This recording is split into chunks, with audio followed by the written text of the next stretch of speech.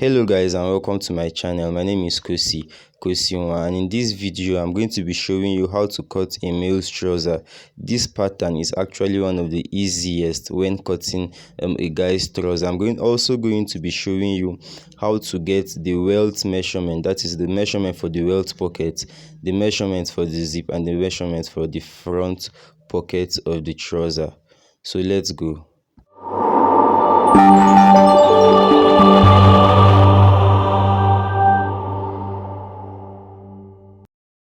So the first thing I'm going to be doing is to get my waistline. Now I've already drawn the waistline, but I'm going to draw it again just so you can see what I'm doing. After drawing the waistline, I'm going to draw my sideline. This is because I do not want the writing at the side of my fabric to show on my trouser. I do not like those company writing showing, but then if you like it, then it's okay, you don't need to draw that line, but I do not like it, so that's why I'm going to rule it out like so. After ruling it out, I'm going to get my crotch line.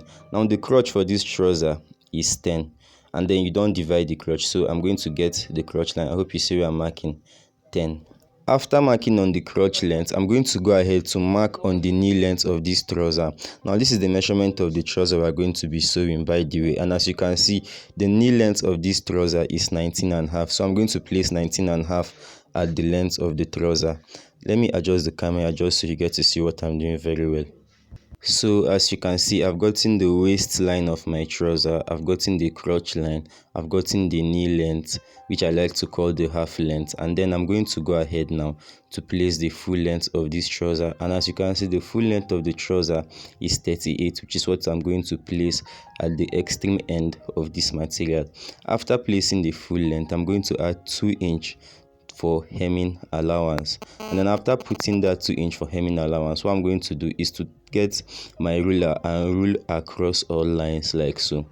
So I'm going to rule this one, then I'm going to rule on the knee length of the trouser, which is 19.5, and then I'm going to go down, I hope you can see, and rule on the full length of this trouser, including the 2 inches allowance. So the next thing I'm going to be doing is to get my hips measurements. Now the hip of this trouser is 40. We are going to be dividing 40 by 4. So 40 divided by 4 is 10, which is what we are going to be placing at the crotch line. We are going to be placing the 10 at the crotch line. The same 10 is what we are going to be placing at the waistline of the trouser. So I place 10 at the crotch line and I place 10 at the waistline. This place is your hips. So after that, I'm going to get my ruler and rule across the line like so. After ruling across the line, I hope you can see what I'm doing. After ruling across the line, this is the hip of your trouser. So the next thing is to get the thigh of my trouser. By the way, I already done a video on how to get a perfect trouser measurement for guys, so do check it out. So the next thing is to get the thigh. The thigh of this trouser is 24, divided by 2 is 12. We are going to be placing 12 at the crotch line like so. Now to get a perfect crotch that's not going to be looking funny, or that's not going to be looking folded like today's bread, the thing we're going to be doing is to come up at that angle. Sorry, you can see, to come up at that angle by half an inch. We come up at that angle by half an inch, then we pick the pattern master. I carry my pattern master and then I really curve it. You can use freehand if you don't have a pattern master. That is what I'm going to be doing. I curved it with the pattern master.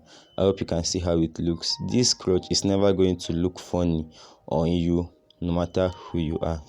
The next thing is to get the waist of my trouser. Now the waist of this trouser is 32. We are going to be dividing 32 by 4. So 32 divided by 4 is going to give us 8. So that is the 8 I'm going to place at the waist of this trouser.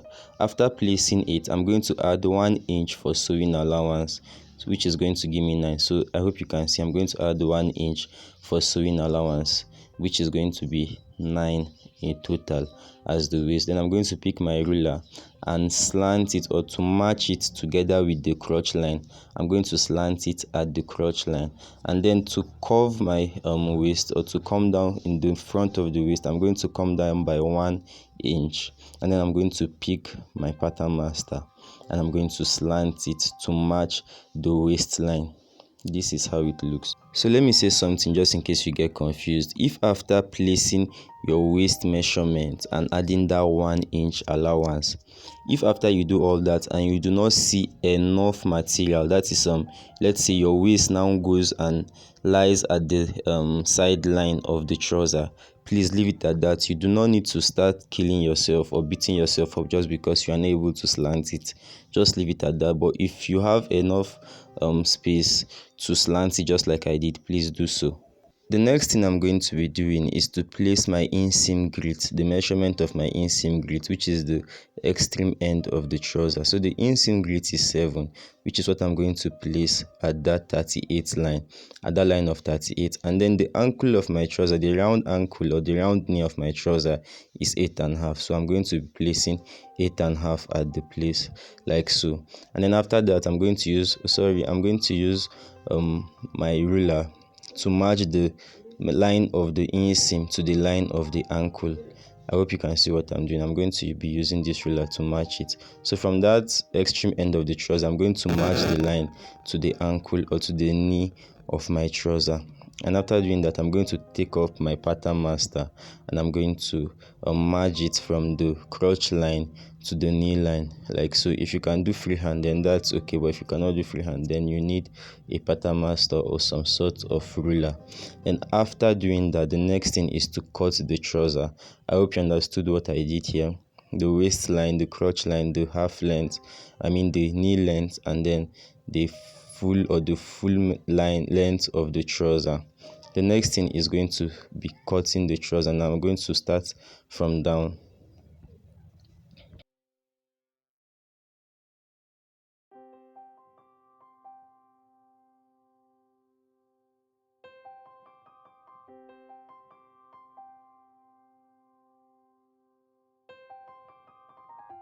So I'm almost done cutting the front of the trouser, but then I need to show you something at this point.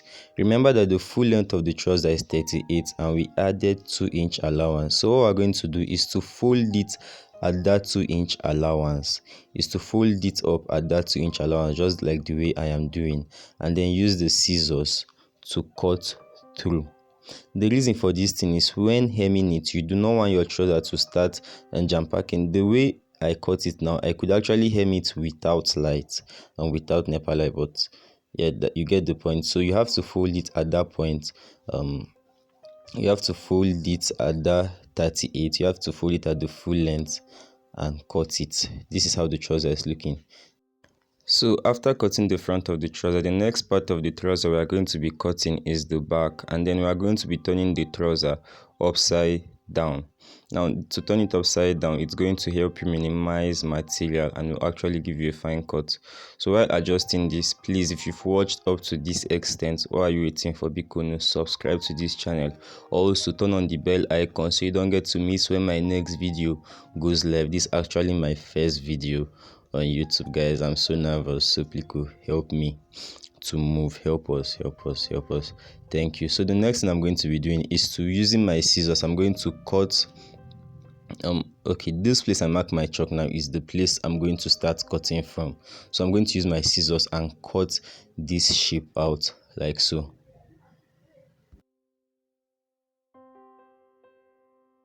So after cutting, the next thing I'm doing is to mark a chalk at my crotch line, just like I did for the front, is to mark a chalk at my crotch line. And then I'm going to mark the chalk at the extreme end or at the inseam of my trouser, just like I did now. And then the next thing I'm going to be doing is to move the front of the trouser backwards, Now this is where it gets tricky, and this is why when most people finish sewing trouser, you get to see that they cannot climb bike or they cannot cross gutter with that trouser. It's not because the stitches are too tight or something, it's from the cutting. So the thing to do here is to make sure that the crotch is always more than the inseam by half an inch. My hand is at the crotch presently, so if my crotch is 3 inch, my inseam is going to be 2.5. You get what I'm saying? The crotch should always be more than, okay, this is 2.5, and then the crotch up there is supposed to be 3. I'm sorry you can't see, but up there is supposed to be 3. That will help you give your trouser a very good balance.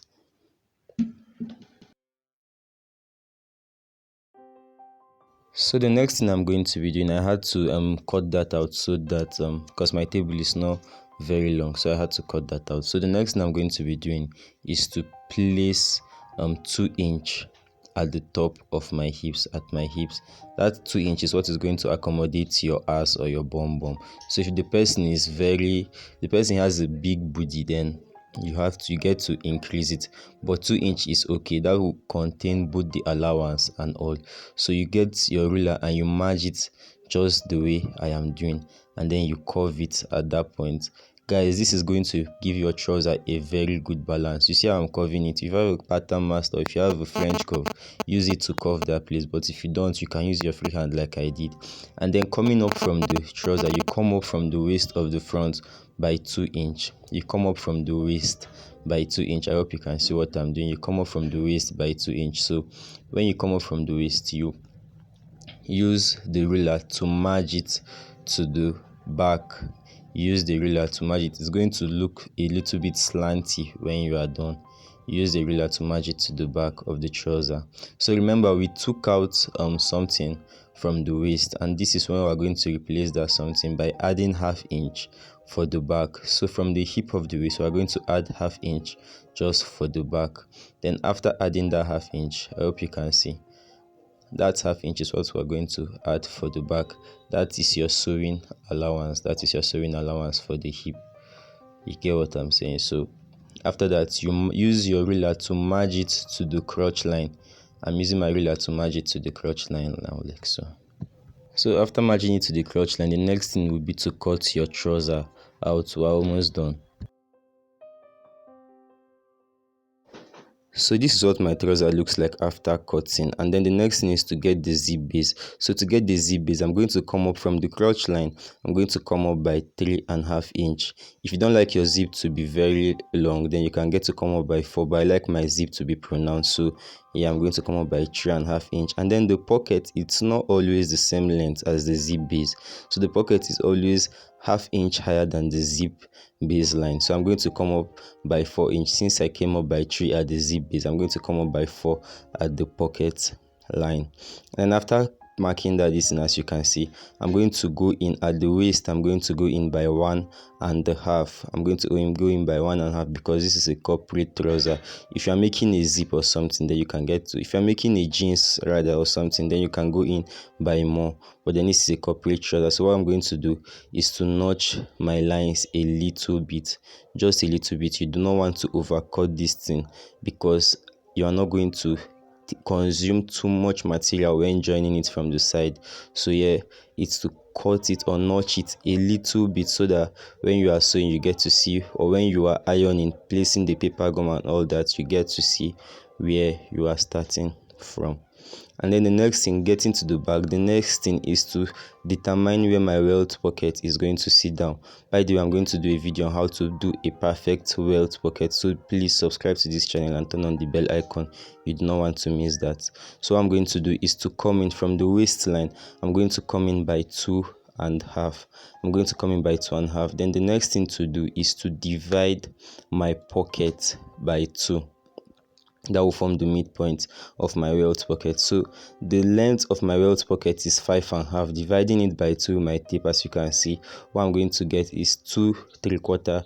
So that 2 3/4 is going to be the center of my welt pocket.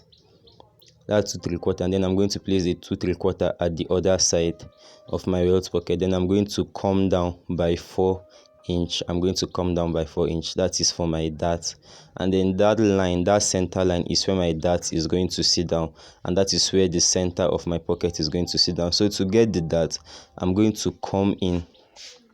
You can see where my pocket is starting from that line I just ruled now. And then to get the dart, I'm going to come in up here. I'm going to come in by 1/2 inch at both sides. I'm going to come in by 1/2 inch at both sides. Then I'm going to use the ruler to merge it together. That's all for cutting of a male's trouser. Like I said, this is the first pattern and I'm just getting started on YouTube. So be cool, subscribe, like this video and share with your friends, and then you can tell me your thoughts. Are you making a corporate trouser anytime soon? What pattern are you using and what do you think about this video? My name is Kosi, and I'm going to see you next time. Bye bye.